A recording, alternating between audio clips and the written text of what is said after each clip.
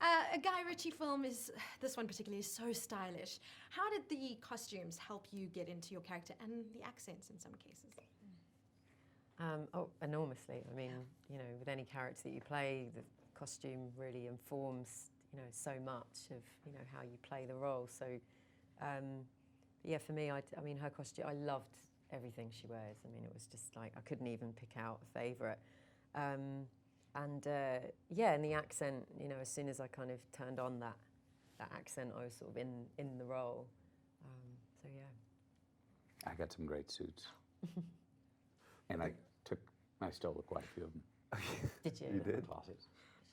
But Guy's such a meticulous dresser in himself, so he has a very strong opinion as to when we turn up on set, if it's right or wrong. And often in this case that I had a couple of walks to and fro the changing rooms to get the right pair of socks on or sort of to change up the character so the outfit really sort of suits and kind of your character sits in that world. And your characters are also all very against type, so to speak, especially you, Henry and Michelle. I mean, what was your into understanding them? I feel like I really got her quite quickly. You know, on first reading, I thought, yeah, I think I know how to do this. You know, this is for me a role that's a little closer to my own background. You know, she's an East Londoner, or very much from where I'm from, and but I love that guys' characters are just so, they're very clear. You know, they're very confident, and that really comes out off the page actually when you first read it. So it's I don't know, I didn't find any difficulty kind of trying to find her, which you can sometimes do. You know, in some jobs you're spending a lot of time kind of figuring out who they are. But for this, it was pretty straightforward.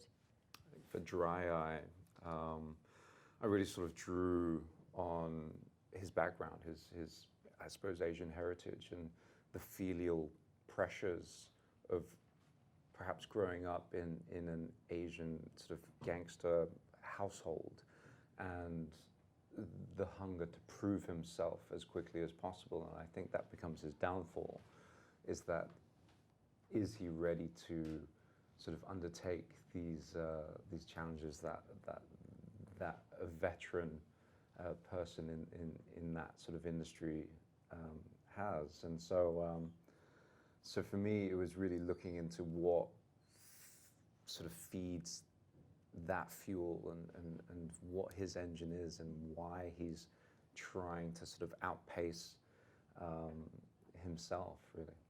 Matthew, I mean, how do you prepare? There's so many great lines in this, but how do you prepare for a Guy Ritchie film knowing that anything could happen on set? Well, I didn't know that until we got there. I had a hunch after the first time Guy and I talked after the first script that he was not like going to be a prescriptionist about the words that were on the page. And then it's about, I learned very quickly, okay, do not get locked in to any certain dialogue. Know what it's about, know what you want, and then be able to riff and rhyme. And it's lyrics. He's listening, Guy's listening for a certain meter of the music of the speech.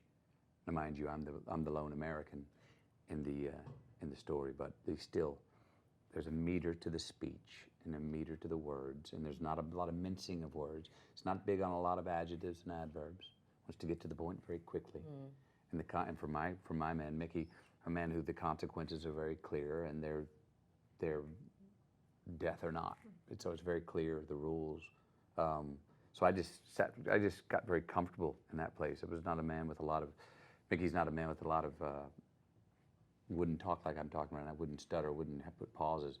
And there's no wasted movement or wasted words with Mickey. And then it's just about dancing, meaning not literally dancing, but the agility to have Guy come up with an idea here in the middle of this take, listening to it and going, that's a great idea, and doing it without preparation.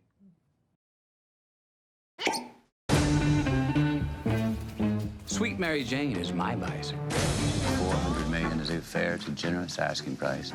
マリファナ王の引退を合図に群がり始める一流のワルたち。ロンドン暗黒街の覇権をめぐるクセ者たちの騙し合い。ジェントルメン。 I forgot to wash my hands.